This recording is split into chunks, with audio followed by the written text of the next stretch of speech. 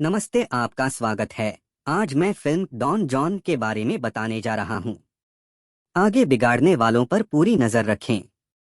किसी भी महिला को बिस्तर पर लुभाने की अपनी क्षमता के कारण जॉन जोसेफ गॉर्डन लेविट एक युवक डॉन जॉन को अपने दोस्तों के बीच रखता है। वॉइस ओवर कथा में वह वर्णन करता है कि वह कैसे हस्तमैथुन करता है। मूड बनाने के लिए बैठते समय वह कंप्यूटर पर महिलाओं की तस्वीरें देखता है। उसके बाद वह आदर्श वीडियो क्लिप की तलाश करता है और खुद को छूने तक इंतजार करता है। जब वह ऐसा करता है तो धीरे धीरे चरमोत्कर्ष तक उसमें लीन हो जाता है। जॉन अपने जीवन के आदर्श वाक्य के बारे में विस्तार से बताते हुए आगे कहते हैं, मैं वास्तव में इस दुनिया में केवल कुछ ही चीजों की परवाह करता हूँ। मेरा शरीर, मेरा नोटपैड, मेरा वाहन, मेरा घर, मेरा पूजा स्थल, मेरे लड़के, मेरी महिलाएं, मेरी पोर्न। जॉन घोषित करता है। जॉन का मानना है कि हालांकि आखिरी वाला कुछ लोगों को अजीब लग सकता है, लेकिन इसके पीछे उनके पास कारण हैं। हम जॉन को एक बार में जाते हुए देखते हैं जहां उसकी मुलाकात अपने सबसे अच्छे दोस्त डैनी, जेरेमी ल्यूक और बॉबी रॉब ब्राउन से होती है। वे महिलाओं का निरीक्षण करना शुरू करते हैं और उन्हें 10 पॉइंट रेटिंग देते हैं। जब वह उसे देखता है तो जॉन उनके कुछ विकल्पों को खारिज कर देता है। जब जॉन बार की ओर देखता है तो उसे स्कारलेट जोहानसन की बारबरा सुगरमैन दिखाई देती है, जो उसकी राय में एक पैसे की तरह लगती है। डैनी अपने फैसले पर हंसता है, लेकिन जॉन नहीं सुनता।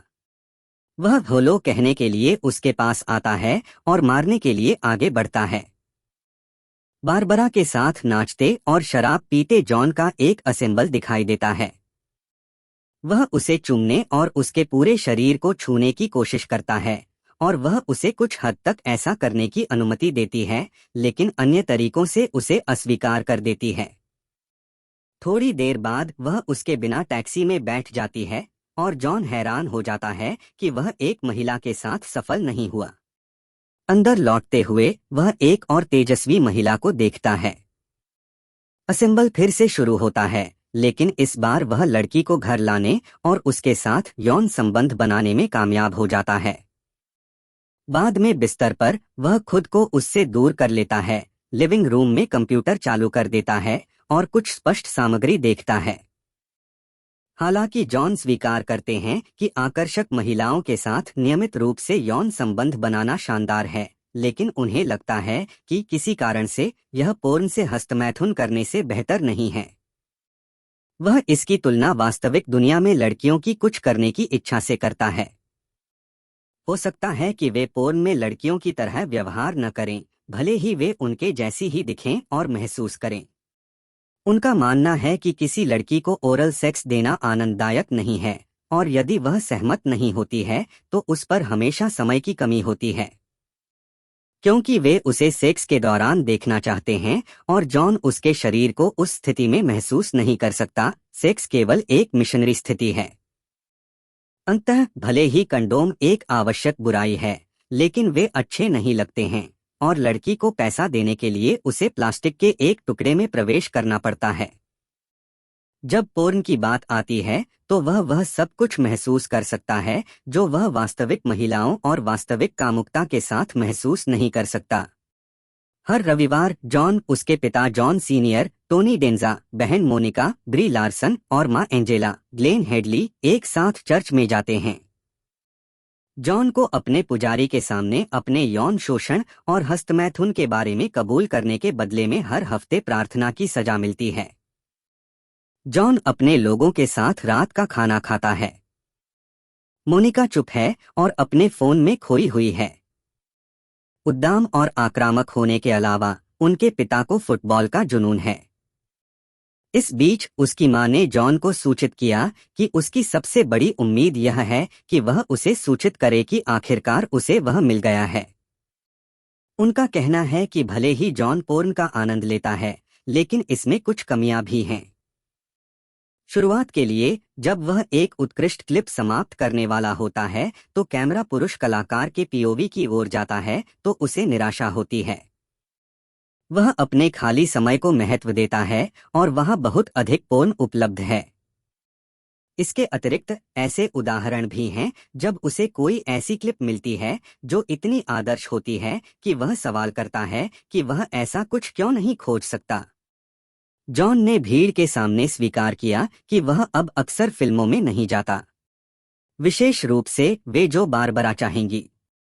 वह स्पेशल समवन, चैनिंग टैटम और एनी हैथवे के साथ इनसाइड फिल्म कैमियो जैसे सामान्य शीर्षक वाले रोमांटिक ड्रामा देखना पसंद करती है, लेकिन वह एक कठिन एक्शन फिल्म देखना पसंद करेगी।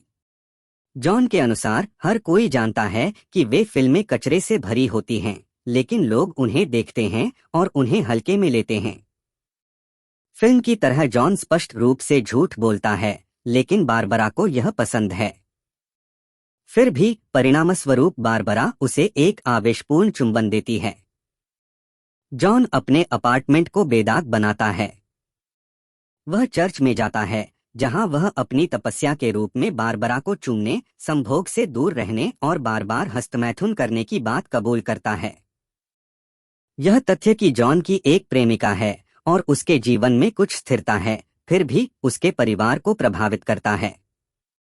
जॉन का कहना है कि जब वह एक दुकान पर अपने फ्लैट के लिए सामान खरीद रहा था तो उसे कुछ सफाई का सामान लाने की जरूरत थी।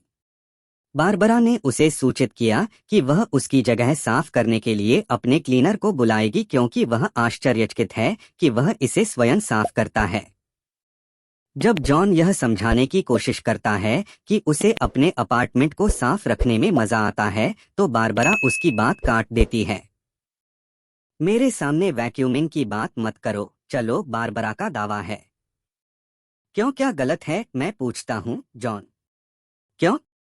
ऐसा इसलिए है क्योंकि इसमें कामुकता की कमी है, बारबरा कहती है। जॉन सहमत हो जाता है जब वह उससे इसे फिर कभी न लाने का आग्रह करती है।